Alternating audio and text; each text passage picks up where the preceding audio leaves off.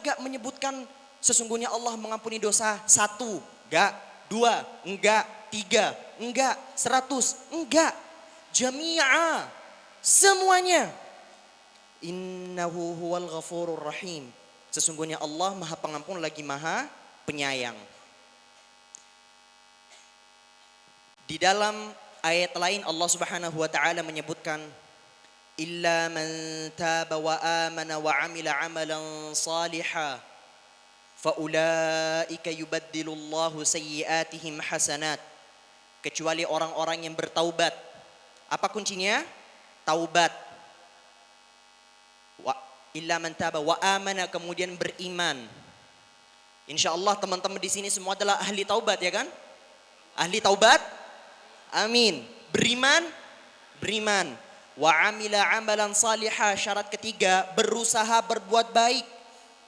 Pada teretanan lo suudzon akan ditabun Rai Ismail gila. Berusaha berbuat baik kepada Allah, berusaha berbuat baik kepada sesama. Apa yang terjadi?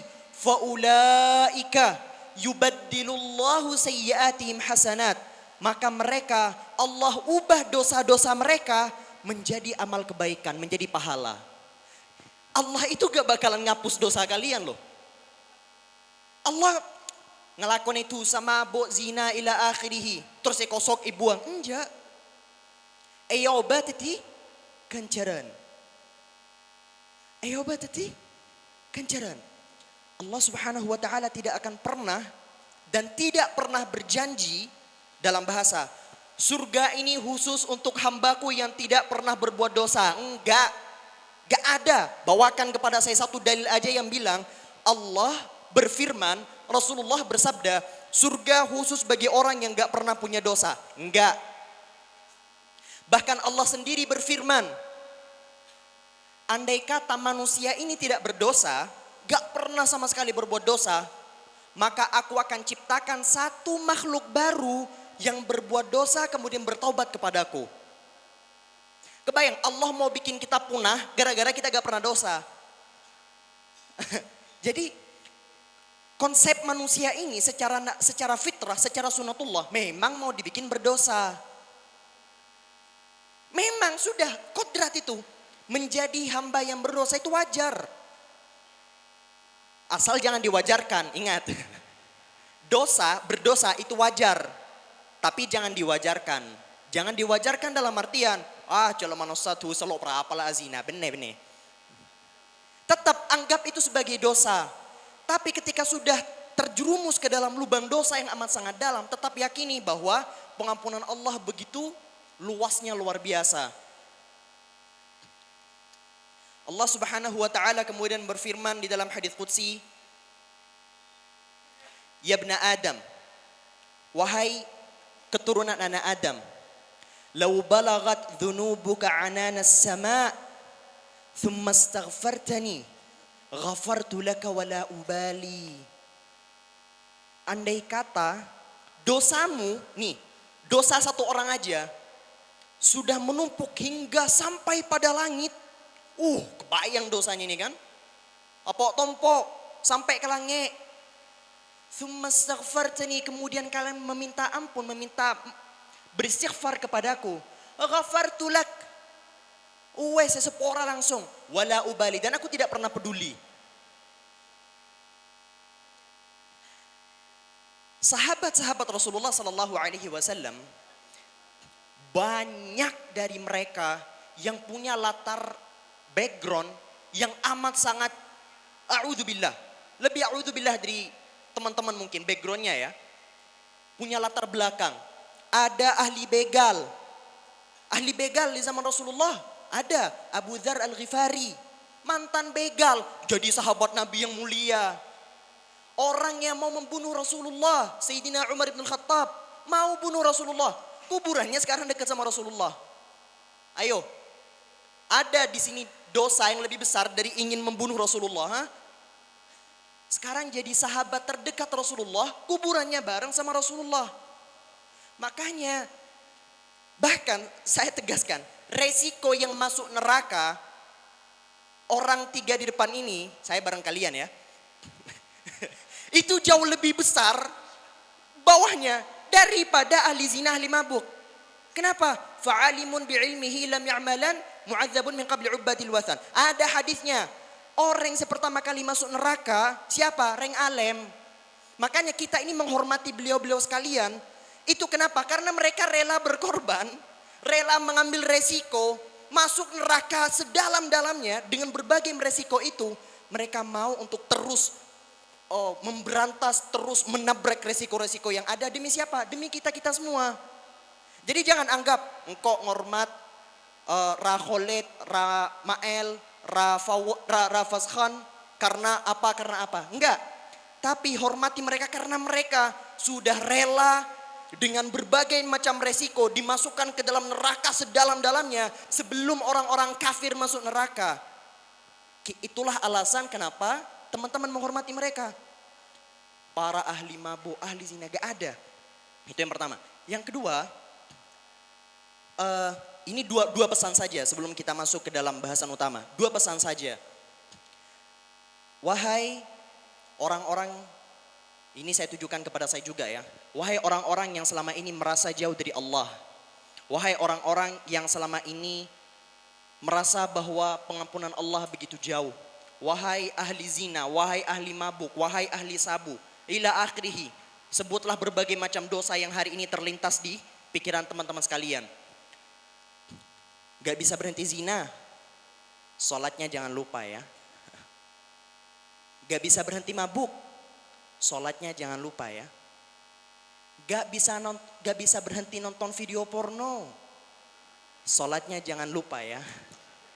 Gak bisa berhenti. Ila akhirih, sebutlah dosa apa? Apa dosa apa lagi? Sholatnya jangan lupa. Sholatnya jangan lupa, udah. Insya Allah gara-gara sholat itu setidaknya teman-teman nanti bisa sholatnya tadi bisa bersaksi di hadapan Allah Subhanahu wa Ta'ala bahwa teman-teman benar-benar seorang muslim yang pantas masuk surganya Allah.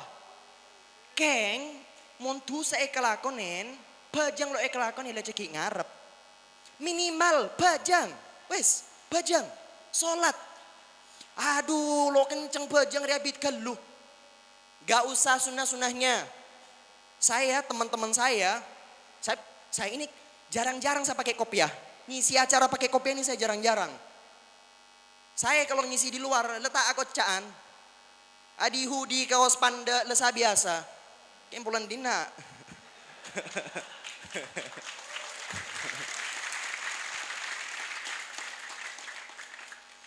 Jadi kembali ke bahasan tadi. Bahwa sholat itu jangan pernah ditinggalkan. Saya punya banyak kawan-kawan yang mereka itu kerjaan tiap malam. Rengkot tak kana? Rengkot dari ya tahu dan maudin kan? Mundina penta badara Khalid, badara Fazkhan, badara Mael, penta. Muningkot ta. Kerjaannya tiap malam berzina. Masih mending laki-laki sama perempuan. Teman-teman saya laki bilake. Laki bilake, malam nelpon. Sen, payah. Payah apa bos? Payah. Apa? A'udzubillah. Engkau acan cilok ada ya boleh. Bisa jangan kau sepura bi Allah. Apa? Engkau amain bireng laki. Yang ingin selalu saya tekankan kepada mereka apa? Yang selalu ingin saya tekankan kepada mereka, sholat jangan ditinggal. Banyak di antara mereka yang awalnya meninggalkan sholat. Kemudian saya ajarkan apa kepada mereka? Sholat cepat. Bukan karena saya anti sunnah. Enggak. Rezeki beri label-label macam-macam. Enggak. Bukan anti sunnah. Tapi darurat, bahaya meninggalkan sholat jauh lebih besar daripada bahaya meninggalkan sunnah. Nanti setelah pengajian datang ke Kak Khalid semuanya ya. Kak Khalid, bareng-bareng. Makanya gimana caranya sholat biar saya tenang, lancar-lancar, lo sabit-abit. Bilang nanti ke Khalid. Akhirnya teman-teman saya yang saya ajari cukup kerjakan tumak ninah, cukup ila akhirih ya. Cukup kerjakan tumak ninah sepersekian detik. Anda sujud, Anda ruku. Ini khususon bagi segi Purwabajang ya. Tapi kalau sudah sholat, sudah Masya Allah, Tabarakallah, tumak ninah bajang sejam. Ya siapa tahu. Apa aja yang sejam, Masya Allah, Tabarakallah. Ya lepas terus, tiap polana. Wah, kok Chandra Husen, lo berapa banyak cepat. Bah, beda makom. Nanti datang semua buat teman-teman yang malas sholat, yang sebelumnya gak pernah sholat, kemudian ada keinginan untuk mau sholat. Kalian nanti datang selesai acara atau besok pagi, segera datangin Raholet. Raholet, damah, bajang sesa kadi, kocan Rahusen jo. Pokoknya tomak nina, pokoknya cepet, pokoknya sah. Minimal beda saya saksain kuaku nih ngajuna pangeran. Minimal sholat aja. Yang kedua, selain sholat, tolong dosanya gak usah diposting. Gak usah diceritakan. Tak tak. Orang Husen Ria berarti ngocalok prapa ngelakuin itu sakor tak ngetak. Sering digituin saya, di balik-balik ucapan saya ini. Bukan. Kita semua ini mubtala. Kita semua ini adalah hamba-hamba pendosa. Sama kan? Saya pendosa, Ramael pendosa, Rafas Khan pendosa, Rakholit pendosa. Pada tusa negapi, lepada ahli tusa, lepada ngelakuin tusa. Ada bitana. Yang membedakan apa? Proses kita menutup aib. Proses kita menutup aib diri kita masing-masing. Sosmed hari ini dipenuhi dengan apa? Kita baru sekarang masuk ke sosmed. Sosmed hari ini kita dipenuhi dengan apa? Orang-orang yang bangga dengan maksiatnya. Orang-orang yang memamerkan dosanya di sosmed. Ngenom, mabuk, azina, kebaik konten. Jedak jeduk, ting ting ting ting ting ting. Foto cewek posting. Iya kan? Wah, kebaik SW dia. Nemu ning TikTok. Wih, ratin kebaik SW. Banyak. Cak posting. Mon ngeno mah, beneking jorong ngenom, cak balik lah. Mon ngeno mah, entar kekenang sepaling peteng. Ya cak sik, tuh kok takut. Mon lakar lelok kuat setro ngeno mah. Setro azina ah. A'udzubillah, mantar ada ya, mantar ada. Amin. Ini dikhususkan bagi orang-orang yang sudah lah. Tolong jangan diposting, jangan diceritakan kepada orang lain. Lakukan itu di tempat yang amat sangat gelap sampai semut pun gak bisa lihat. Kenapa? Untuk terus menerus merasa bersalah terhadap dosa yang kita lakukan. Bahasan ulama apa? Yang lebih besar daripada dosa yang kita lakukan adalah perasaan tidak bersalah terhadap dosa yang selama ini kita lakukan. Yang lebih bermasalah daripada dosa yang kita lakukan adalah merasa tidak bersalah terhadap dosa yang kita lakukan. Cek acereta kekancana. Oh, domat. Malam orang bine dengan wah. Mantep. Wes tutup. Hap. Istighfar. Ya Allah. Sepor dapat bila pole. Siapa ngocap bila pole? Bila pole. Bila pole ngocap. Lahandal. Udah, selesai melakukan dosa, langsung Anda sujud kepada Allah. Dosa wajar, tapi selesai melakukan dosa langsung merasa bersalah. Aduh ya Allah, susah lo bisa ambu kena. A'udzubillah. Nah, di samping itu semua, saya yakin di hadapan Allah Subhanahu wa taala, Allah ketika melihat hamba-hambanya yang berdosa, yang sedang struggle, apa cak maturana, struggle itu. Menghadapi problem yang luar biasa. Karena tidak bisa meninggalkan dosa yang dia lakukan. Tapi di dalam hatinya, Allah sudah melihat kebaikan-kebaikan yang dia rasakan. Apakah Allah bakal biarin kita? Enggak.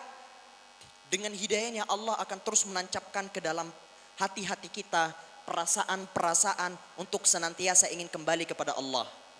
Di zaman Rasulullah Sallallahu Alaihi Wasallam, Apakah ada hamba pemabuk? Sahabat-sahabat yang kerjanya mabuk? Ada. Ada orang pemabuk, kalau hukum Islam berjalan, pecot. Tokol, ningadan reng-oreng. Mau berlaku di sini. Untung kita gak ada, ya bukan untung, a'udzubillah, astagfirullah. Harusnya itu berlaku. Ya, di zaman Rasulullah ada satu hamba yang kemudian dihukum oleh Rasulullah di hadapan masyarakat. Mabuk lagi. Mareyokom, mabuk boleh. Mabuk boleh, yokom boleh. Mabuk boleh, yokom boleh. Ali bali lo teka potobat. Apa tebun para sahabat selain? Jak lo genan. Ya bahasa sekarang ya gitu ya. Jak lo genah. Rasulullah diemin. Noro atabu lo genah. Enggak. Rasulullah langsung bilang ke sahabat yang lain. Hei, jangan begitu. Karena sesungguhnya hamba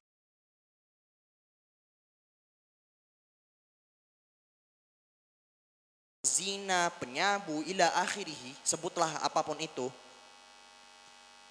masih cinta kan sama Allah?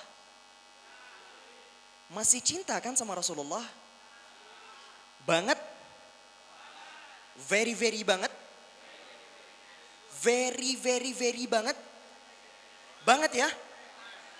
Maka saya yakin teman-teman mungkin termasuk dari orang-orang yang sedang dibela oleh Rasulullah di hadapan para sahabat-sahabatnya. Ya, sekian dari bahasan saya kali ini. Apabila ada kesalahan mohon maafkan.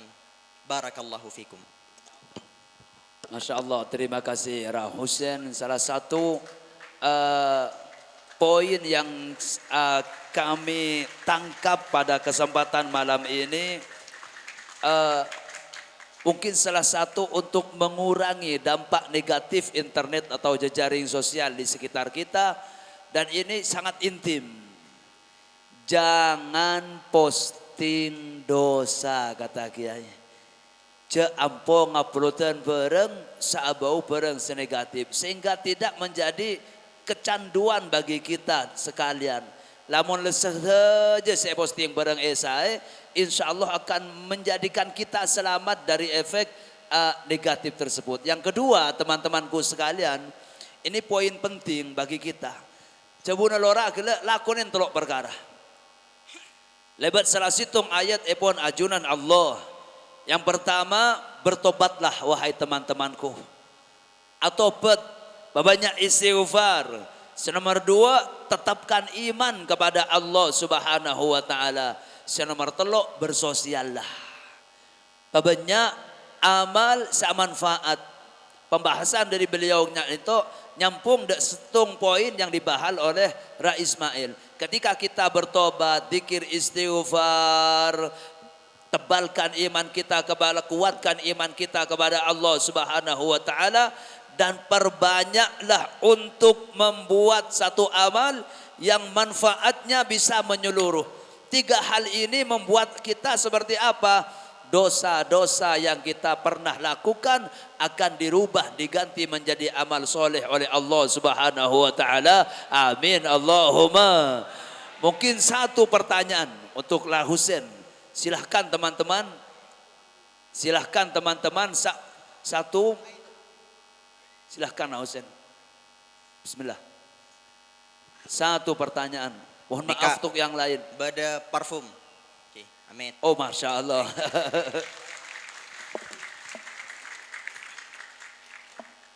Silahkan. Assalamualaikum warahmatullahi wabarakatuh.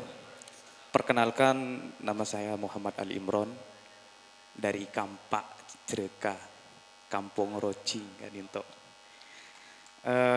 Sebelumnya kami ucapkan terima kasih kepada Kiai Haji Khalid Mahsus di sini yang telah memberikan panggung kepada kita semua dan mempertemukan dari kalangan kita para pencari Tuhan seperti itu dengan bertemu dengan orang-orang hebat yang ada di depan seperti itu. Pertanyaan kami di sini mungkin cukup mudah dan simpel yang sering kita alami bersama di era digitalisasi ini. Tentunya seluruh kalangan masyarakat, khususnya para pemuda dan pemudi di sini pasti mengenal yang namanya media sosial. Nah, namun hal itu juga dapat menghipnotis kita semua, Lora, sehingga ada dampak positif dan negatif di dalamnya. Pertanyaannya cukup simpel. Di sini bagaimana kita sebagai generasi Z, sebagai generasi milenial ini dapat bijak untuk bermedia sosial, karena kadangkala dari kalangan masyarakat itu dalil-dalil yang ada di media sosial kayak quotes seperti itu dijadikan sebagai dalil dalam pengaplikasian kehidupannya, sehingga tidak jarang orang-orang bisa terjerumus mendapat dampak negatifnya seperti itu. Terima kasih kami sampaikan, kurang lebihnya mohon maaf. Masya Allah, Masya Allah. Tepuk tangan buat teman kita Imron. Silahkan Rah Hussein mungkin sedikit paparan tentang problem yang seperti itu terus. Bismillah. Berhubungan dengan sosial media, Mas Imron, Mas Imron, terima kasih atas pertanyaannya. Berhubung dengan media sosial, maka di sini POV, point of view, cak maturana sudut pandang, cak Indo ya. Sudut pandang di sini terbagi menjadi dua. Seorang pembuat konten dan seorang penikmat konten, ya enggak? Seorang pembuat konten dan seorang penikmat konten. Kita pertama ngomongin tentang pembuat konten. Karena hari ini saya menemukan, jangankan di luar, di Madura aja konten kreatornya sudah banyak ya. Lebihnya titis artis ini. Keng lo centang biru.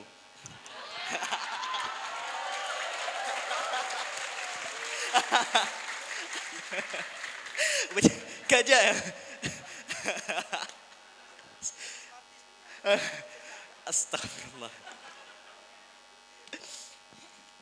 Jadi POV-nya kalau dari pembuat konten yang pertama itu adalah niat. Nih, niat. Percayalah popularitas itu gak akan pernah menyenangkan dalam jangka yang amat sangat lama. Mek tahu, iya jangkau populer. Gajah. Gajah. Enggak, ini berdasarkan pengalaman pribadi.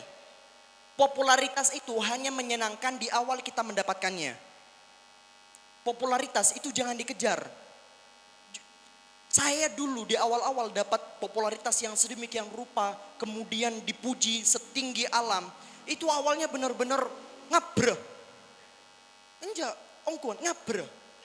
Oh ganteng banget. Wah.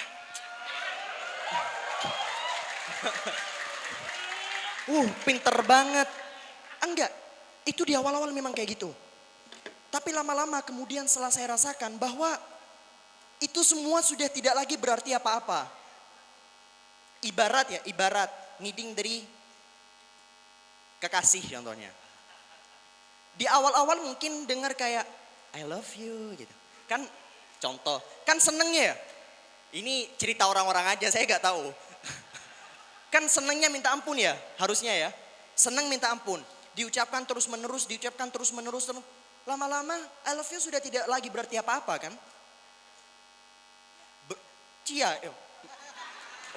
Rekam. Ya, itu popularitas sudah tidak lagi berarti apa-apa. Dalam artian ingin saya tegaskan hari ini, dari awal kalau niatnya sudah jelek, dari awal kalau niatnya cuman selalu ingin cari populer, maka saya jamin kebahagiaan tidak akan pernah lagi digapai. Gak ada. Lesare artis dari Korea sampai Barat, Hollywood, mereka semua selalu mengeluhkan popularitas yang mereka dapatkan. Lo Justin Bieber, lo BTS, Taehyung, siapa? Akan ada momen-momen di mana mereka mengeluhkan popularitas yang mereka punya. Karena memang patut dikeluhkan. Kebahagiaannya itu masih berupa fata morgana, di awal doang. Jadi artis itu senangnya di awal doang. Yang kedua, sebagai seorang konten kreator setelah niat sudah diperbaiki, pastikan kontennya tidak bertabrakan dengan hukum-hukum yang ada. Makanya teman-teman di sini bisa langsung diarahkan ke Raholit. Langsung ke beliau. Makeh, kulat roh kebaik konten neka. Ho, kok ada napa? Banyak orang-orang sekarang yang bikin film-film pendek kan. film-film pendek, lucu, menghibur. Hukumnya apa? Boleh, mubah. Dengan catatan, sesuai dengan koridor syariat. Saya menemukan banyak konten kreator yang mereka berusaha membuat film-film pendek menghibur. Tapi bedarang laki saat dan kedireng bine. Gak boleh, itu haram. Mal'un. Laknat sarang ajunan Rasulullah sallallahu alaihi wasallam. Intinya berusaha kreatif kalau ingin jadi konten kreator. Berusaha jangan bertabrakan dengan koridor syariat yang berlaku. Kemudian yang ketiga, memverifikasi setiap konten yang di-upload. Memverifikasi. Jeling, bener apa enggak? Hari ini kita hidup di zaman di mana orang-orang itu kan ngeding dari situng orang, langsung sebar, langsung share, langsung. Kemarin saya sempat bahas tuh. Ada orang yang bilang di TikTok, belajarlah mengaji sampai kamu tahu bahwa orang yang kamu mimpikan, sosok yang kamu mimpikan di dalam mimpimu itu menunjukkan bahwa kamu tidak akan pernah berjodoh dengannya. Tafsir mimpi macam apa ini? Mana di-share banyak banget. A'udzubillah. Kemudian ada lagi satu hukum TikTok ini. TikTok doang saya dengarnya ini. Orang yang tidak mencabut bulu kemaluannya lebih dari sekian-sekian, nanti bulunya dimakan sama iblis.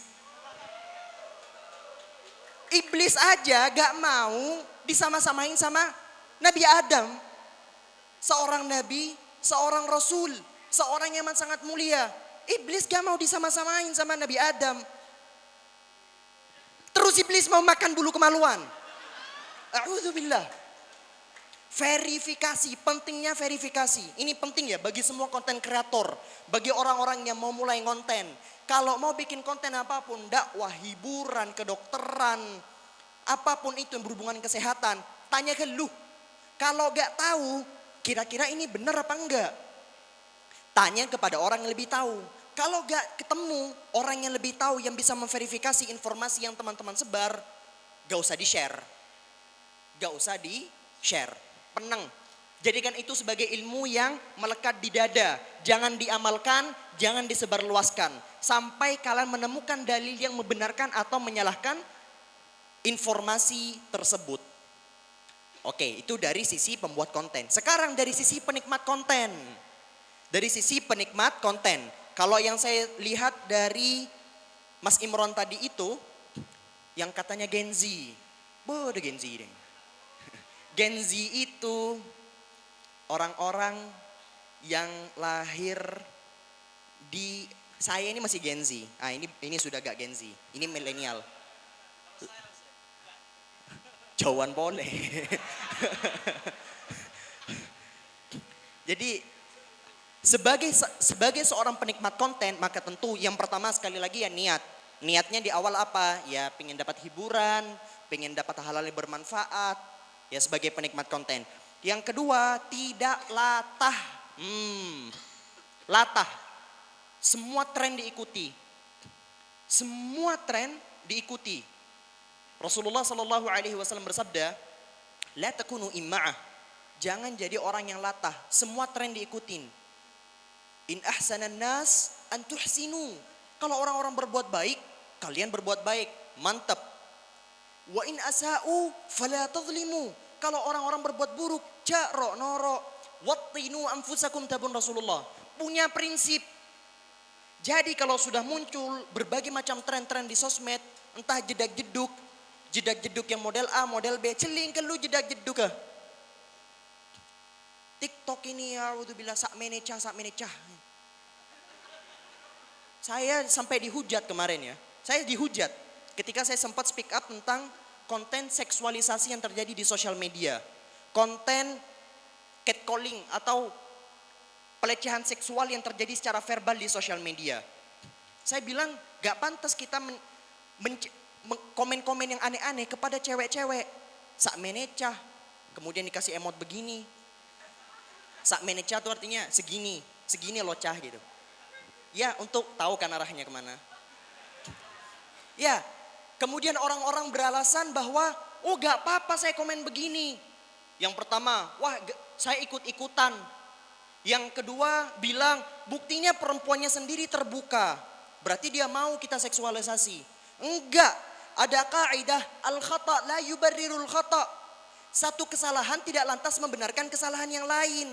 Kesalahan cewek-cewek, ciwau-ciwau yang begitu-begitu tidak lantas membenarkan teman-teman sekalian komen-komen yang lo gena. Tidak lantas bikin teman-teman halal download. Halal menikmati. Enggak. Al-khata la yubarirul khata. Satu kesalahan tidak lantas bisa membenarkan kesalahan yang lain. Jadi yang kedua apa? Jangan latah. Kemudian yang terakhir, jangan sampai setelah saya sebutkan tadi, jangan sampai sosial media ini menjadi asbab bagi kita untuk menjadi pemalas. Saya banyak belajar dari guru saya. Ini guru saya loh.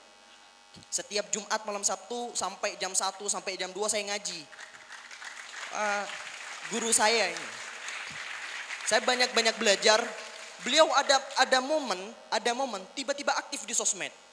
Aktifnya minta ampun. Tiba-tiba ngilang. Aktif lagi, ngilang lagi. Saya nanya, syahadanya.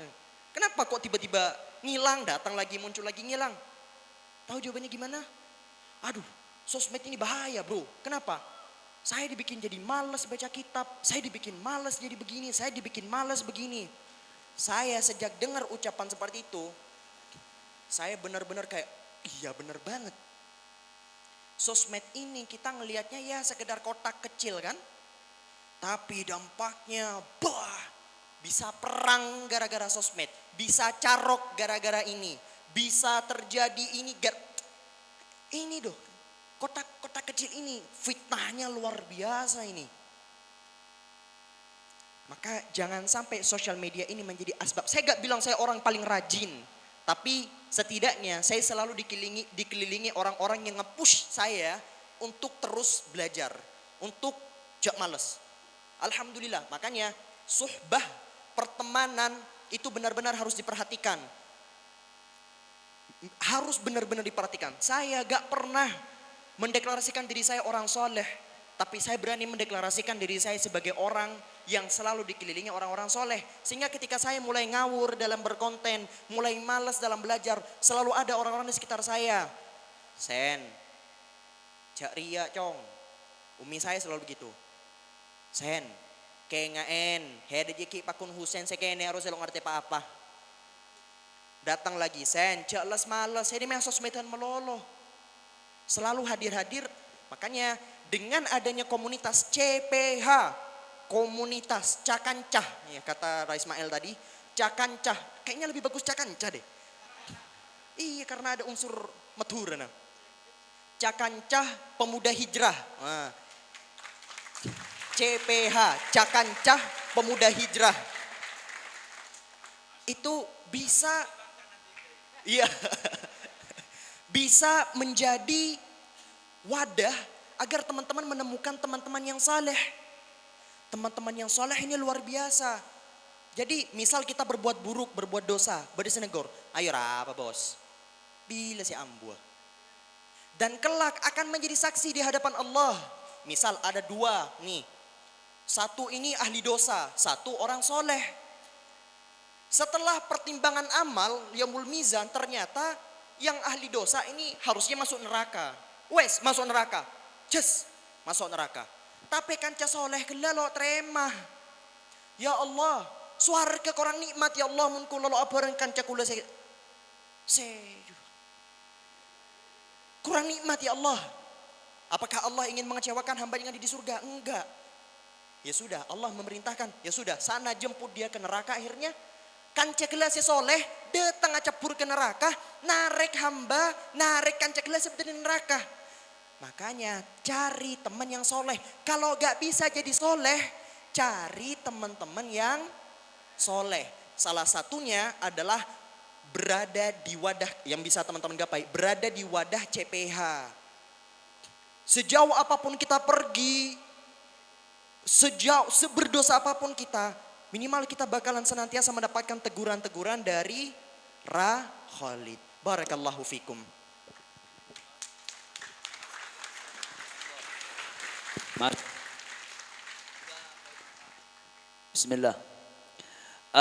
Teman-temanku sekalian, alhamdulillah tibalah ke narasumber yang terakhir, yaitu Laura Fazkhan. Rah, saya mengingat bahwa katakan ya kita meskipun seperti ini tidak begitu tua-tua begitu, Kiai. Masih agak muda sedikit insya Allah. Kehidupan seorang pemuda tidak lepas dari cinta, Kiai. Al-hub, cinta. Cuman terkadang memang asyabab syu'bah minal junun. Pemuda itu adalah sebagian mohon maaf, ada warna kegilaan. Lah bagaimana kita, sikap kita sebagai pemuda, terkadang cinta itu membuat kita mempunyai atau sampai ke titik positif, Kiai. Tapi terkadang cinta terkadang juga menjerumuskan kita kepada hal-hal yang negatif. Lah Kiai, mohon bimbingannya atau pandangannya bagaimana sikap kita sebagai pemuda dalam cinta. Bismillah. Oke, jadi gimana teman-teman, gak capek nih? Maksudnya gak capek jagain jodoh orang? Oke, assalamualaikum warahmatullahi wabarakatuh. Bismillahirrahmanirrahim. Alhamdulillahi rabbil alamin wa sallallahu wa sallam ala sayyidina Muhammadin wa ala alihi wa sahbihi ajma'in wa la hawla wa la quwwata illa billahil aliyil azim, amma ba'd. Pertama-tama saya haturkan ucapan terima kasih yang sangat besar kepada teman-teman yang di sini, khususnya Presiden dari CPH Kiai Haji Khalid Maksus. Mudah-mudahan organisasi ini atau perkumpulan ini bukan hanya sekedar berkumpul, tapi lebih menjadi pemuda yang kelak dibanggakan oleh Rasulullah Sallallahu Alaihi Wasallam. Oke, jadi sebenarnya teman-teman, kalau kita ngomongin hal-hal yang kayak gitu, yang seperti itu, karena ya ini kan acaranya kopi santai, ya. Makanya saya ngomongnya kayak begini. Ada di dunia ini sesuatu yang keberadaannya sudah tidak lagi begitu dipentingkan, namun justru dengan kehadirannya menjadikan kehidupan ini bergulir dari waktu ke waktu. Sesuatu yang sudah tidak sesakral dulu dan sudah tidak seindah lagi. Namun dengan kehadirannya, ia tetap ada, setia, dan akan membuat siapapun yang disentuhnya menjadi lebih hidup. That is love. Itulah cinta. Oke. Nah, salah seorang filsuf Plato dari Yunani pernah menulis dengan semangat di salah satu bukunya yang berjudul Simposium. Beliau ini pernah menulis bahwa siapa sih yang tak terharu oleh cinta? Dan siapapun yang tak terharu oleh cinta, dia akan berjalan di malam yang gelap gulita.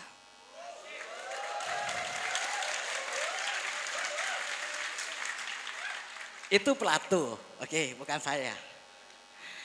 Tapi gini lagi teman-teman, sebelum kita lebih jauh membahas arti dari sebuah cinta, mungkin kita lebih dulu kita mendefinisikan atau mengerti tentang apa sih cinta itu, apa arti dari sebuah kata cinta.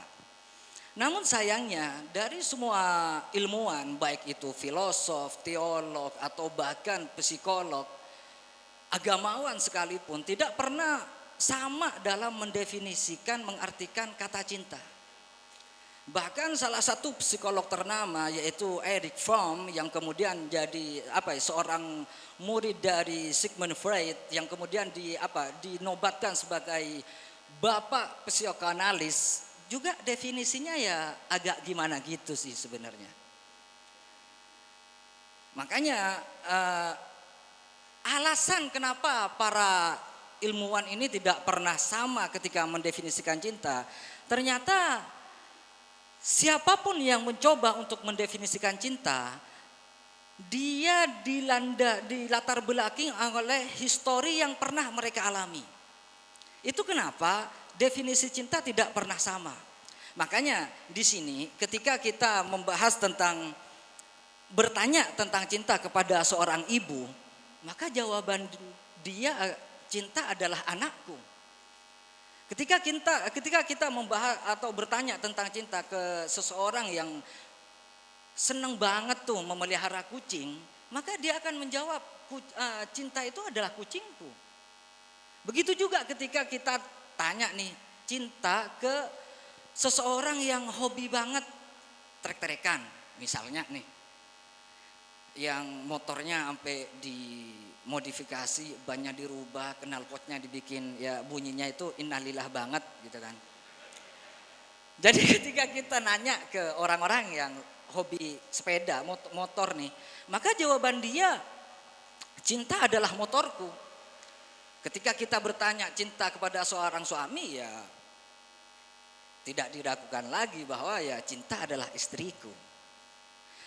Namun untungnya ada salah satu teolog muslim, salah satu ulama mencoba mencari pendekatan yang mungkin lebih difahami tentang arti dari cinta, yaitu dengan sebuah konsep bahwa kita tidak pernah bisa memahami ekstensi dari cinta itu sendiri, tapi mencoba untuk mencari pendekatan terhadap dampak ketika seseorang ini sedang jatuh cinta. Contoh sederhana nih. Kemarin kita telah diuji oleh Allah Subhanahu wa taala dengan sebuah virus yang katanya itu sangat mematikan, corona. Saya yakin ketika kita ini bertanya ke teman-teman yang di sini untuk mendefinisikan sebuah virus itu, tolong sebutkan ke saya apa yang disebut dengan virus corona. Saya yakin gak bakal ada yang bisa jawab. Tapi ketika dampak yang kita tanyakan, apa dampak dari seseorang ketika dia terpapar oleh virus corona? Maka mungkin sangat banyak dari teman-teman ini akan menjawab bahwa biasanya orang ini kalau terpapar virus corona, dia itu kejang-kejang, terus kemudian indera pencium dan perasa juga nggak aktif, dan seterusnya dan seterusnya. Hal seperti itu juga yang terjadi terhadap orang yang sedang terpapar virus merah jambu. Oke.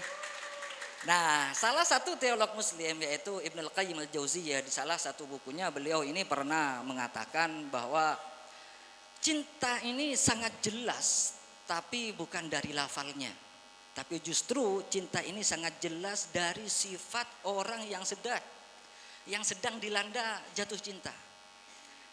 Oke, nah maka pertanyaan berikutnya adalah apa sih ciri-ciri orang yang sedang jatuh cinta? Dalam sebuah buku yang ya semi filsafat, semi psikolog, di situ dijelaskan bahwa sangat banyak unsur agar kita ini bisa mengetahui orang yang sedang jatuh cinta. Tapi dari semua unsur itu yang paling dominan itu ada 4. Yang pertama care ini perhatian. Yang kedua itu responsibility. Yang pertama kayak diulang apa kayak? Care, perhatian. Oke, enggak karena tadi saya lihat teman-teman ada yang ngomongin Gen Z, terus ada yang digitalisasi. Saya pikir ya. Enggak Kiai, mohon maaf, perhatian itu bagaimana contohnya? Perhatian gimana maksudnya? Bisa jadi orang yang sedang dilanda cinta perhatian sama. Oke. Ini contoh perhatian. Ada salah satu ini ya pembahasan tentang, sebenarnya saya nggak mau bahas ini panjang karena ke belakangnya ini agak panjang, jadi nggak apa-apa lah karena saya ditanya.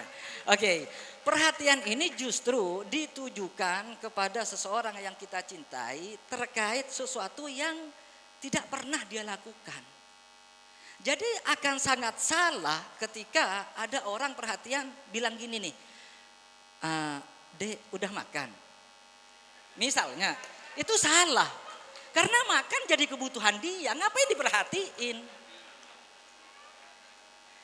Jadi perhatian ini terhadap sesuatu yang memang tidak pernah dia lakukan. Contoh Kiai. Contoh, Dek, ada orang nih. Ini falsafahnya keluar semua, keluar ini. Oke. Falsafah merah jambu nanti ini Kiai. Contoh nih, ada seseorang yang jarang sholat sunnah misalnya. Jadi jangan diingetin udah sholat fardu belum, jangan. Tapi ya diingetin udah sholat sunnah belum, karena dia jarang sholat sunnah. Jadi ingetinnya ke sesuatu yang memang jarang dia lakukan. Kalau sesuatu yang memang jadi kebutuhan dia, ya lu ngapain ngingetin sih? Ya kan? Logikanya kayak begitu tuh. Makanya banyak orang yang salah paham tentang arti dari kata care atau perhatian. Tapi ya agak gimana gitu sebenarnya. Karena kok nggak nanyain aku makan sih? Loh, kamu ini siapa mau aku ingetin makan gitu. Oke, nah itu unsur pertama ya. Unsur kedua ini responsibility. Responsibility ini tanggung jawab. Tanggung jawab ini terkait masalah komitmen dan seterusnya dan seterusnya. Nah yang ketiga ini respect. Respect ini rasa hormat seperti apa ya? Dia itu menjadi pendengar yang baik dan seterusnya dan seterusnya. Yang keempat ini knowledge. Knowledge ini pengetahuan. Artinya gimana? Kita ini tidak pernah bisa mencintai sesuatu yang tidak pernah kita tahu. Makanya kita nih kalau mau mencintai sesuatu, objek baik itu benda mati atau seseorang, ya kita harus kenal. Nah dari sini juga keluarlah sebuah peribahasa, tak kenal maka tak sayang. Tapi yang kenal jangan disayang, itu ada istri tetangga mas. Tolong itu ya. Oke, jadi ketika ada 4 unsur ini, mulai dari care, responsibility, respect, dan knowledge yang sudah saya jelaskan barusan, ada pada diri seseorang, ini bisa jadi, bukan pasti ya, bisa jadi orang ini sudah terpapar virus merah jambu. Yang kemudian virus ini diterjemahkan oleh anak-anak muda atau Gen Z yang sekarang ini dengan kata pacaran. Padahal pacaran itu tidak pernah dihalalkan oleh syariat. Kok gitu? Ya emang gitu. Karena gini, oke saya jelaskan ya. Karena gini, kita pelan-pelan, oke. Banyak sih ya, ternyata karena ya kami semua yang ada di kita, semua yang ada di sini, ini kan orang muslim. Jadi tolak ukurnya ya kalau enggak Quran, hadis, pendapat ulama, udah. Dan peraturan ini yang seharusnya kita jalani. Karena kenapa? Jika peraturan ini tidak kita jalani, maka kita yang akan berantakan. Itu pasti. Logikanya gini nih. Teman-teman yang punya motor, teman-teman tahu nggak sih? Sebelum itu di-launching, sebelum itu dikeluarkan oleh pabrik, itu diuji coba selama sebulan, 2 bulan atau mungkin bahkan setahun. Oke? Kabar buruknya setelah dealer ini ngeluarin motor itu, ini sama teman-teman dipretelin tuh. Ban diubah, knalpot diubah, semuanya diubah, hal-hal inti itu diubah. Jadinya gimana? Itu tiap hari masuk bengkel. Karena orang-orang ini merasa lebih tahu daripada dealer. Padahal sama dealer ini udah keren loh kayak gini. Nah ini juga yang terjadi ke kehidupan kita. Contoh nih, siapa sih yang paling tahu tentang HP kalian ini yang kalian pegang ini? Siapa yang paling tahu? Kamu? Siapa? Pemiliknya? No. Yang paling tahu itu pabriknya bos. Buktinya ketika hang, error, teman-teman bawa kemana? Ke servis kan? Yang paling tahu tentang kita ini siapa? Allah. Yang paling tahu tentang kita ini Allah. Dia daripada diri kita sendiri. Itu kenapa sama Allah dilarang melewati Rasulullah. La yakhluwanna ahadukum bimra'atin fa inna syaitana thalithuhuma. Jangan pernah berkhalwat di salah satu dari kalian semua dengan seorang perempuan. Karena kenapa? Fa inna syaitana thalithuhuma. Karena sesungguhnya setan ada di salah satu kalian yang berdua ini. Ini peraturan dari Allah lewat Rasulullah. Jangan diubah peraturannya. Kenapa? Kenanya ke teman-teman nanti. Galau lah, uring-uringan lah. Aku gak rela. Ini ngapain kayak gini? Atau mungkin ada nih sebagian dari teman-teman yang mengatakan, tapi saya ini pacarannya enggak ngapa-ngapain. Lu ngapain pacaran kalau gak ngapa-ngapain?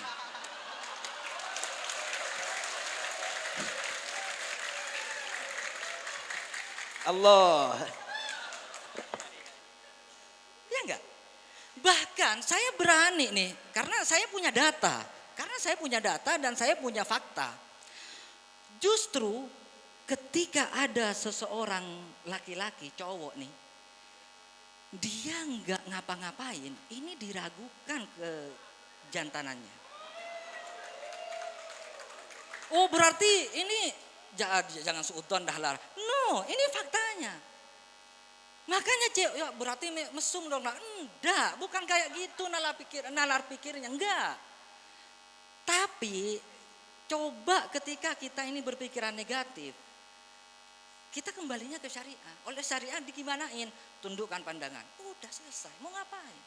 Atau kalau enggak ya puasa wija lah ya. Puasa. Solusinya cuma dua. Terus sebagian ada yang mengatakan, tapi pacaran saya ini kan cuma LDR misalnya nih. Ya mau. Kiai, apa LDR itu? Oke, LDR ini long distance relationship. Jadi jarak jauh. Kalau mau LDR, mau beda negara, mau beda kota, mau beda alam juga. Kalau yang namanya pacaran ya udah nggak usah. Gak bisa. Tapi Kiai ada kan pacaran ini bikin semangat belajar. Ada tuh yang kayak gitu. Bro, ya perhatiin baik-baik. Gak ada namanya orang yang pinter karena pacaran. Gak ada. Itu cuma klaim. Justru sebaliknya yang ada dodol. Itu makin dodol malah. Seriously. Itu enggak ada. Kalaupun ada orang pinter pacaran, itu emang dari sononya dia pinter. Jadi enggak ada tuh yang katanya kalau pacaran biar pinter, itu enggak ada. Kalaupun ada yang pinter, itu kan emang dari sononya dia pinter. Kemudian ada yang lebih ekstrim lagi nih. Alasan dari orang-orang yang ya teman-teman, atau mungkin bukan teman-teman ya orang di sono jauh. Tapi saya ini justru kalau pas pacaran ini saya ini ibadah semakin semangat Karena ada tuh yang kayak gitu. Saya ini apalagi puasa Senin Kamis. Ramadan ini kadang juga bolong-bolong Tapi karena pacaran, saya ini puasa Senin Kamis Bahkan saya tahajud coba. Padahal Isya juga kadang ya jarang-jarang. Tapi karena pacaran, saya ini jadi semangat ibadah. Ini agak gimana gitu sih sebenarnya pernyataan kayak gini. Karena gini, saya balik nanya nih sama orang kayak begini. Kamu ini ibadah karena Allah Ta'ala apa karena pacar kamu? Pernah dengar tentang bab ikhlas? Itu mungkin nanti bisa sama presiden kalian teman-teman nanya lah soal bab ikhlas tuh. Jadi agak kurang ikhlas gitu ya kalau pacaran cuma hanya biar semangat. Dan yang paling lumrah.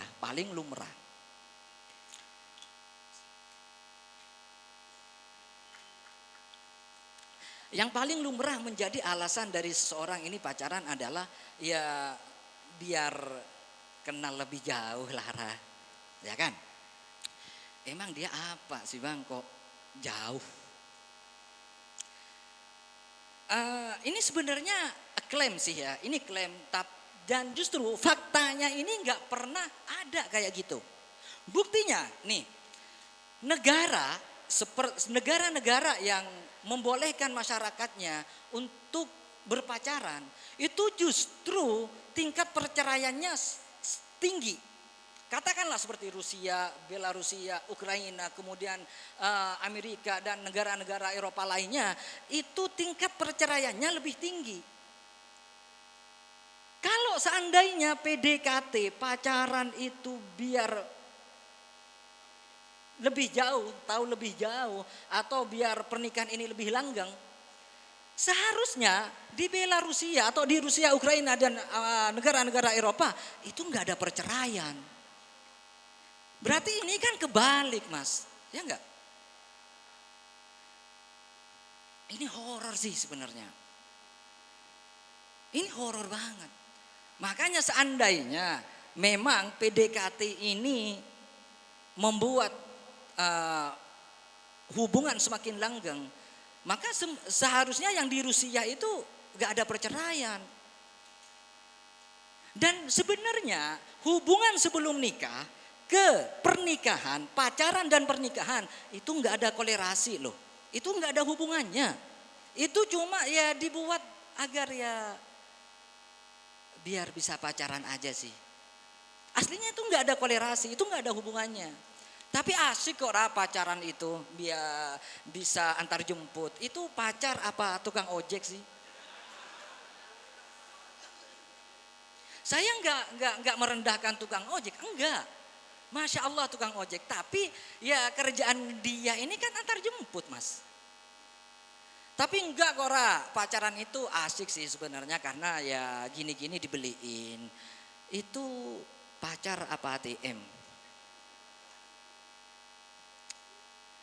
Bahkan ada yang bilang nih dari ciwi-ciwi, enak Kora pacaran ini karena ya ada yang jagain. Itu satpam komplek juga bisa mas. Itu teman-teman yang ronda itu juga bisa tuh jagain kalian. Jadi solusinya gimana Ra? Enggak ada lagi. Kuputuskan kau dengan bismillah. Habis ini nih, putusin. Enggak apa-apa. Kamu juga enggak bakal mati kok putus sama dia. Serius. Kumbang itu enggak satu mas. Dan bunga bukan setangkai. Banyak di luar sana yang lebih indah.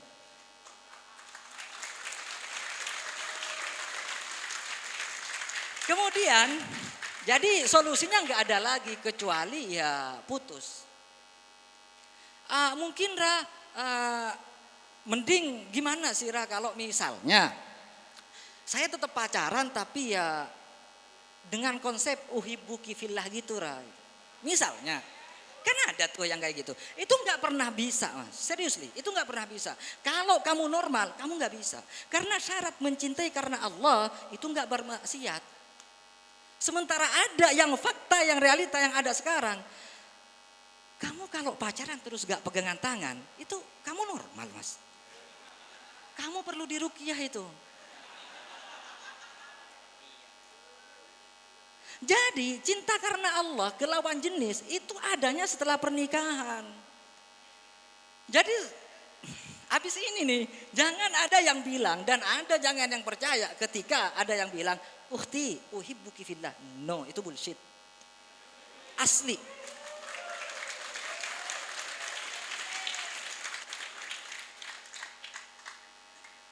Jadi ya memang solusinya nggak ada lagi selain itu. Coba sekarang gini nih, ini pacaran ini sebenarnya horor sih bang. Kalau kita ngomongin nafsu ya, kalau kita ngomongin hawa nafsu, siapa sih yang nggak pengen yang masya Allah tabarakallah, siapa yang nggak pengen? Kita normal mas, kita orang normal semua. Ini normal semuanya. Bahkan ada yang mau nambah tuh. Itu normal pak, itu normal. Cek dalam bos. Itu normal mas. Cuma gini nih. Karena aktivitas pacaran ini sebenarnya itu apa ya? Hanya dilakukan oleh orang-orang yang tidak siap menikah. Itu pacaran. Karena kalau seandainya siap, ya ngapain dia pacaran? Nikah aja. Aku belum siap kayak, ya udah nggak usah pacaran. Mau jawab apa lo? Hah? Oke, ini saya akan mengeluarkan membicarakan akan ngasih tahu ke teman-teman sebuah fakta yang ini sangat membagongkan sekali sih. Tahun 2008 itu 15 tahun ya ke sekarang ya. Itu KPAI pernah melakukan penelitian di 33 provinsi dari bulan Januari sampai bulan Juni, itu 6 bulan ya. Ternyata ini hasilnya 92 remaja SMP SMA itu pernah ciuman. Itu pernah oral seks. 92 coba. 92%. Itu artinya kalau ada 10 cewek nih, itu cuma satu yang gak pernah ciuman. 9-nya ini horor, Mas. Dan 62 remaja, ini hasil dari KPAI ya, 62% remaja SMP SMA itu pernah melakukan hubungan seks di luar nikah. Itu lebih dari separuh. Dan 21,2% perempuan cewek-cewek itu pernah aborsi. Ini penelitian kapan? 2008. Ada yang lebih parah dari itu? Oke, nih saya kasih tahu nih. BKBBN itu pernah melakukan penelitian di tahun 2010. Tahun 2010 sampai sekarang itu 13 ya, 13 tahun. Itu 2 tahun setelah penelitian KPAI tadi tuh. Ternyata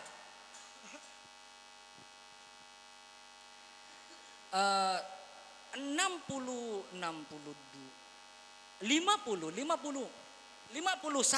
remaja di Jabodetabek dan 52 di Medan, kemudian 47 atau kurang lebih segitulah ya di Surabaya. Itu pernah melakukan hubungan seks di luar nikah. Ini horor, Mas. Saya mikirnya gini loh. Ini tahun berapa sih? Ini 13 tahun yang lalu. Sekarang tahun 2023. 20 ya. Ya kan? Itu gimana tuh sekarang? Serius loh, bro. Itu dulu tahun 2008 sama 2010 itu sosmed masih enggak kayak gini loh. Yang saya pikirkan waktu itu, ini masa depan gimana sih ke depannya? Oke, jadi masa depan ini mau dikemanain? Anak-anak muda yang kayak begini ini mau dikemanain?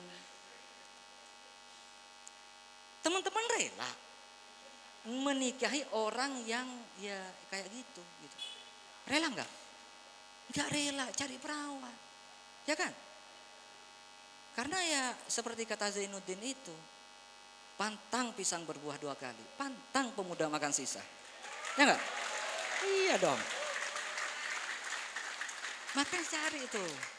Tapi ya alhamdulillah kalau di sini mungkin enggak ada, karena itu penelitian di kota-kota yang kota-kota besar gitu. Saya berharap di sini ya yang cowok ini pada soleh semua. Kemudian yang ciwi-ciwi ini soleha juga, bisa menjadi anak muda yang memang kelak dibanggakan tuh oleh Rasulullah. Amin, Allahumma amin. Ya enggak? Nah, jadi inti dari dari pembicaraan ini bahwa pacaran itu tidak pernah dibenarkan dengan alasan apapun. Karena masih sampai sekarang masih belum pernah ada orang yang mampu membantah hadits la yakhluwanna ahadukum bimra'atin fa inna syaitana thalithuhuma. Jadi mending enggak ada alasan lain kecuali ya udah putusin. Kalau kalau nanti saya galau itu wajar. Wajar. Karena gini nih, ternyata secara psikolog nih ya. Secara psikologis, orang ini akan bisa jatuh cinta ketika dia bersamaan dalam 3 kali 24 jam. Itu pasti tuh. Itu artinya move on juga gitu, Mas. Kalau jatuh cinta butuh 3 hari, move on juga butuh 3 hari. Janganlah lama-lama. Kasihan banyak yang nunggu kalian ini.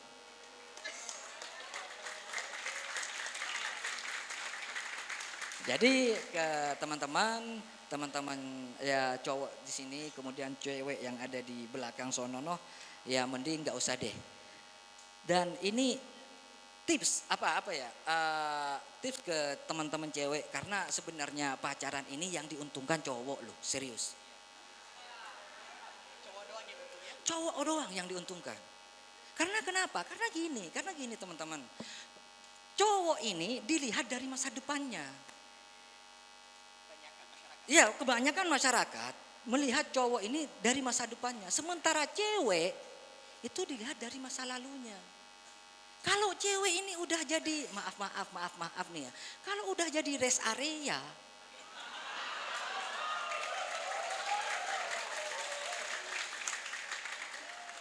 saya bilang maaf ya dari tadi. Kalau cewek ini udah masa lalunya kayak gini, ini kan anak muda yang mau melamar ini agak gimana gitu. Nah, ini justru juga dijelaskan loh sama Ibnu Athaillah Sakandari dalam salah satu kitab yang paling fenomenal karena beliau, bahwa min alamatin nujhi fin nihayat arruju ilallahi fil bidayat.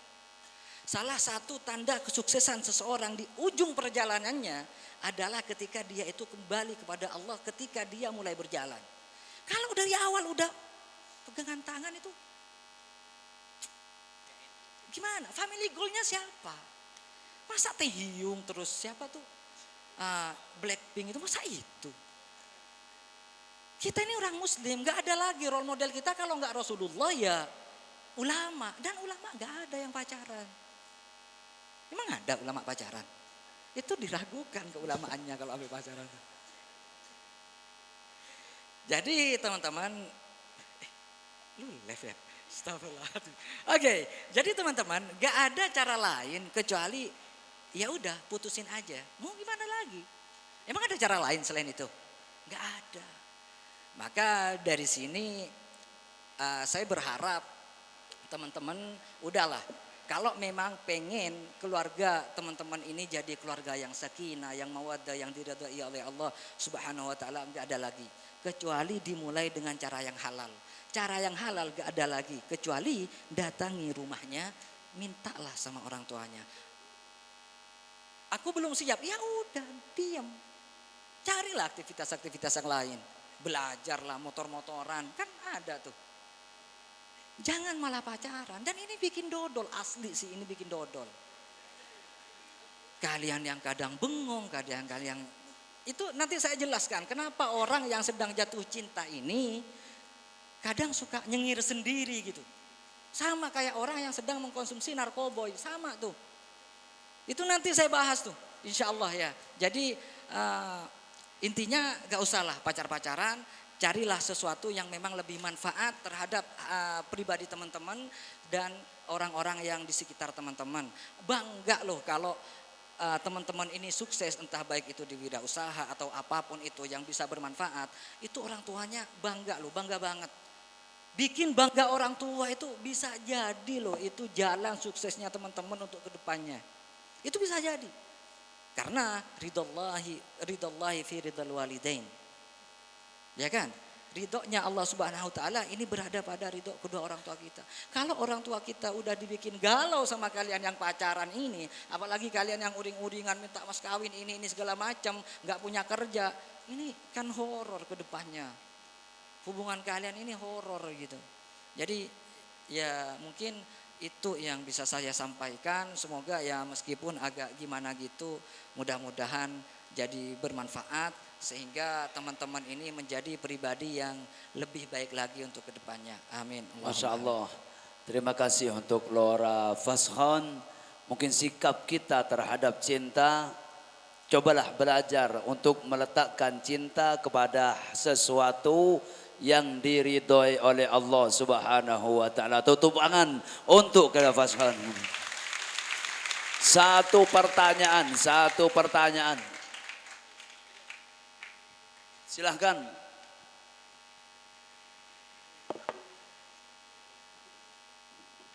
Langsung.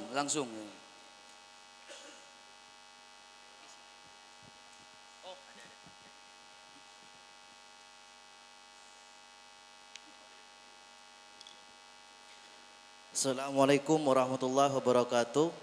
Waalaikumsalam warahmatullahi. Perkenalkan, nama saya Muhammad Sifa, delegasi dari Remaja Masjid Darussalam Banyoning Dajah. Saya perwakilan dari teman-teman di sini ingin menanyakan masalah yang sering terjadi di kalangan pemuda, yang sering kandas di tengah jalan. Pertanyaannya, apa yang harus dilakukan oleh anak muda ketika cintanya terhalang restu orang tua,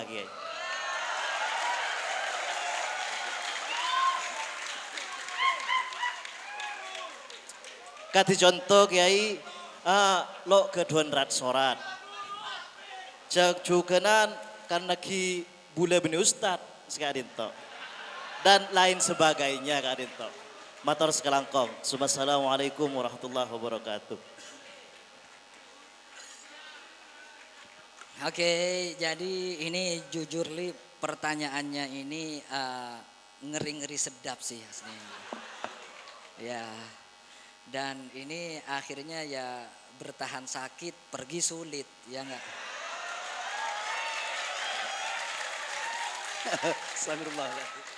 Tapi gini deh teman-teman, mungkin saya ada berapa ya? Mungkin ada 4 poin ya dalam hal ini yang harus saya sampaikan terkait. Mungkin saya akan bahas satu-satu. Jadi gini teman-teman, tidak direstui, jangan-jangan itu bukan bahasanya tidak direstui, tapi kita yang nggak paham sama orang tua. Bisa jadi tuh kayak gitu tuh. Pernah nggak sih orang yang nggak direstui itu sharing ke orang tuanya, Mak, Pak, sebenarnya masalahnya di mana sih? Misalnya, dan saya yakin tidak ada satupun orang tua itu yang pengen anaknya sengsara, itu nggak ada, asli itu nggak ada. Kalau ada orang tua kayak gitu, itu nggak normal mas orang tuanya. Jadi wajarnya semua siapapun itu orang tuanya tetap ingin yang terbaik loh untuk anaknya. Sehingga mungkin ada alasan lain yang teman-teman nggak paham. Alasan apa yang dimaksud dengan orang tua sehingga beliau ini tidak merestui gitu loh. Maka jalan pertama, cobalah itu diomongin baik-baik. Faktornya apa aja. Kalau memang secara ternyata alasan beliau ini secara syariat memang tidak dibenarkan, ya sudah. Terus cara move on gimana? Itu nanti. Oke, sabar. Tapi ada nih dari kalangan seorang santri yang mungkin ya dia pinter tapi agak nyeleneh ya. Ada yang justru mengatakan ketika terhalang restu orang tua atau tidak direstui ya oleh orang tua. Karena gini nih. Orang ini ketika jatuh cinta, dia ini menantang dunia loh. Puncak gunung kan kudaki misalnya. Samudra akan kuseberangi, tapi aku enggak, takut banyak hiu di sana. Aku enggak. Karena kayak gini nih, sehingga dia ini enggak paham apa maksud dari orang tua. Jadi kemudian carilah pemahaman, cobalah sharing, ngomonglah baik-baik. Jangan-jangan teman-teman ini enggak paham maksud orang tua. Itu poin pertama. Poin kedua, ada sebagian dari santri yang agak nyeleneh ini mengatakan bahwa tapi di hukum fikih Kiai boleh loh. Saya ini gak manut sama orang tua saat saya ini dijodohkan. Misalnya, atau ketika saya ini tidak direstui, boleh loh secara fikih saya ini membangkang sama orang tua. Wait, dengerin baik-baik. Bro, ingat baik-baik, hal apapun yang kalian lakukan itu tidak hanya cukup dengan satu kebenaran. No. Artinya gimana? Bisa jadi itu benar, tapi secara teori. Praktek bisa jadi nggak kayak gitu. Karena banyak hal yang harus kamu pertimbangkan. Contoh nih ya. Jadi ketika kita melakukan sebuah kebenaran, itu satu kebenaran itu tidak cukup untuk dijadikan sebuah alasan agar kita ini melakukan suatu kebenaran itu tadi. Harus ada unsur lain yang justru menurut saya itu lebih tinggi kadarnya dari sebuah kebenaran itu sendiri. Apa? Situasi dan kondisi. Contoh nih. Ada nggak sih orang yang mengatakan bahwa membaca Al-Quran ini nggak dapat pahala? Ada nggak? Ada nggak?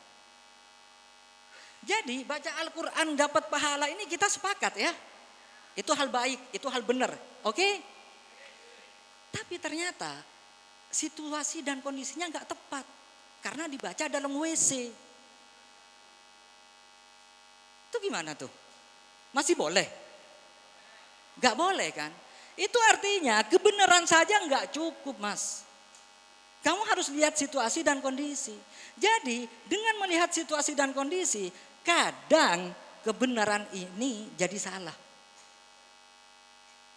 Sebaliknya, sesuatu yang salah itu bisa jadi benar loh kalau lihat situasi dan kondisinya. Bunuh orang boleh gak? Bunuh hewan, boleh nggak? Terus apa kabar lebaran kurban besok ini? Kisos, dalam konteks kisos, itu kan bunuh orang mas. Jadi sesuatu yang salah, bunuh orang itu salah. Tapi ketika situasi dan kondisinya benar, itu akan jadi benar loh. Karena situasi dan kondisi. Itu juga yang terjadi ketika ada orang yang mengatakan saya membangkang sama orang tua dalam soal perjodohan, ini boleh lo secara fikih. Bentar dulu, lo lihat situasi dan kondisi bapak lo tuh gimana. Jangan-jangan ayah kamu, orang tua kamu, paman-paman kamu, ini jadi sedih loh. Ini jadi nanti berantakan dan segala macam. Hanya untuk sebuah cinta. Saya agak meragukan sih orang yang mengatakan mengatasnamakan cinta ini, saya agak meragukan. Karena kenapa? Ya kayak gini nih. Ini poin berapa sih? Kedua ya. Poin ketiga. Ini nih. Ternyata teman-teman, cinta ini enggak abadi. Ini yang perlu teman-teman garis bawahi dan teman-teman ingat terus. Cinta itu enggak abadi. Faktanya salah satu penelitian di National University of Mexico mengatakan bahwa ketika orang ini sedang jatuh cinta, dia ini telah mengaktifkan sebuah hormon di dalam kepalanya, di mana hormon ini juga ada ketika orang ini lagi ngefly pas pakai narkoboy, seperti endorfin dan segala macamnya, dopamin kayak itu. Nah, hormon ini itu enggak abadi. Itu ditempa dinamika kehidupan, ditempa masalah, cekcok tiap hari. Ini udah agak ada. Paling lama itu cuma 4 tahun loh. Itu paling lama. Itu kenapa? Kan banyak tuh public figure ketika 4 tahun, 5 tahun cerai. Itu karena mereka itu berdasarkan cinta. Makanya saya agak heran sih ketika bilang, ceraikan aku mas, aku udah gak cinta. Lu dodol. Karena emang cinta itu gak pernah abadi. Udah mas, udahanlah, aku udah gak cinta. Karena emang cinta gak pernah abadi. Itu hanya 4 tahun. Makanya salah satu ahli astrolog, salah satu dalam bukunya Helen Fraser, dalam bukunya ini seorang psikologi ternama di Amerika Serikat. Beliau ini pernah menulis di Anatomy of Love di salah satu bukunya bahwa kalaupun ada pernikahan yang langgeng itu bukan karena cinta loh. Kalau ada pernikahan yang langgeng itu bukan karena cinta. Bisa jadi itu karena faktor-faktor lain yang jelas itu bukan cinta.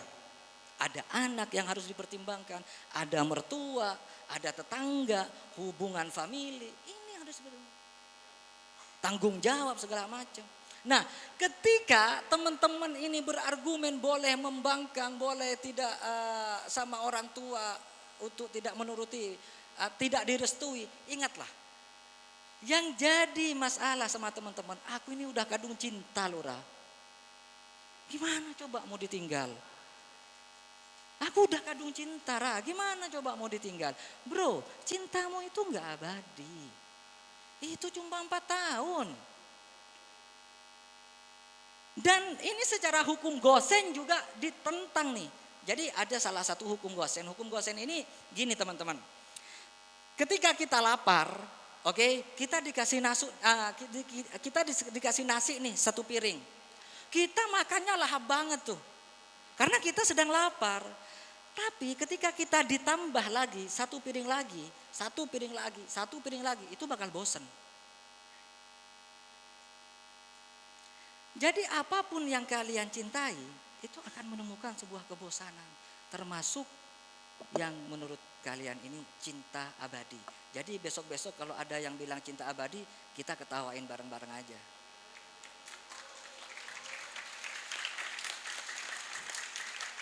Oke, jadi intinya sudahlah kamu ikuti nasihat orang tua. Karena bagaimanapun juga akhirnya seperti kata Rengganis dalam film Hati Suhita itu. Rengganis ini kan bilang gini, sehebat apapun cinta ketika tanpa restu orang tua pada akhirnya hanya ya kenangan semata.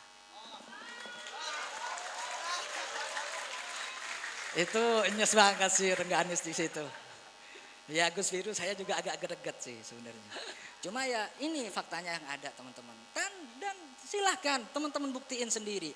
Lihatlah orang-orang yang menikah meskipun tidak mencintai istrinya, tapi dia hanya ingin mengikuti ridho orang tua. Asli sih. Itu keluarganya penuh berkah, serius nih. Gak ada masalah. Itu fakta yang ada di silahkan lihat di sekitar kalian. Itu banyak. Makanya udahlah.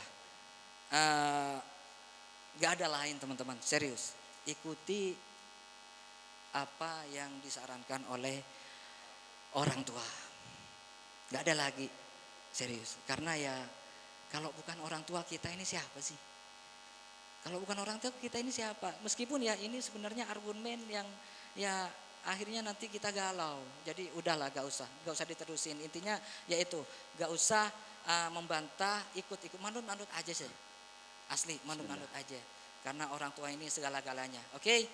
Mungkin cuma ini Bapak Presiden yang bisa saya sampaikan. Terima kasih kami ucapkan kepada semua narasumber kita, lora-lora kita, kebanggaan kita bersama. Semoga insya Allah ke depan kita akan bersama-sama lagi. Bahkan harapan kami tetap aktif, tetap eksis dalam menyebar dan menebar manfaat bagi kita sekalian. Amin. Allahumma. 3 poin penting teman-temanku. Pertama, kata Ismail, jangan pernah berhenti untuk jadi orang baik. Yang kedua, kata Husain, jangan pernah posting dosa. Yang ketiga, kata Fawaz, Faskhan, letakkan cinta kalian pada sesuatu yang halal. Semoga bermanfaat dunia akhirat. Amin ya rabbal alamin. Teman-temanku sekalian, telah kita lalui bersama poin demi poin, acara demi acara. Tibalah waktunya untuk kita akhiri bersama dengan doa kepada Allah Subhanahu wa taala. Besar harapan meskipun 1, 2, 3 jam kita berkumpul, akan tetapi kita harap pada Allah Subhanahu wa taala persahabatan kita kekal dunia abadi, sehingga kelak kita berpegangan tangan satu kali lagi di hadapan Allah. Amin Allahumma. Kiai Man Ismail mungkin minta doa buat kita sekarang. Lah antum sampean man.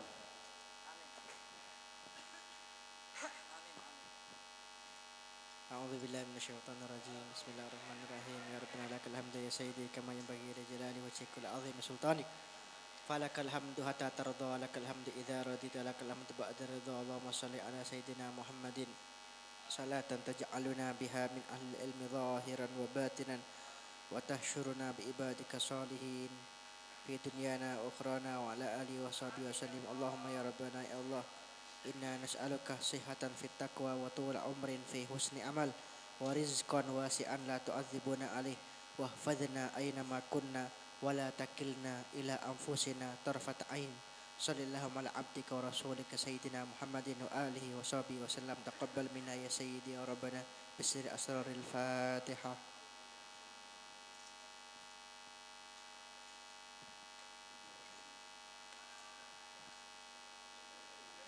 Terima kasih semua teman-temanku sekalian. InsyaAllah kita ketemu di bulan-bulan yang akan datang. Hada wa sallallahu wa sallama ala sayyidina Muhammadin wa ala alihi wa sahbihi ajma'in. Walhamdulillahi rabbil alamin. Thumma assalamu alaikum warahmatullahi wabarakatuh. Allahumma salli ala sayyidina Muhammad.